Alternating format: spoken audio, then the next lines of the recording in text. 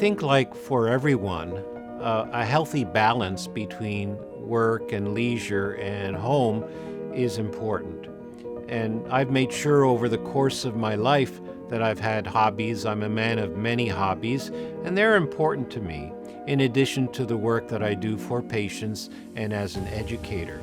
Also, family is very important, and I've grown to understand that more and more as the years have gone on.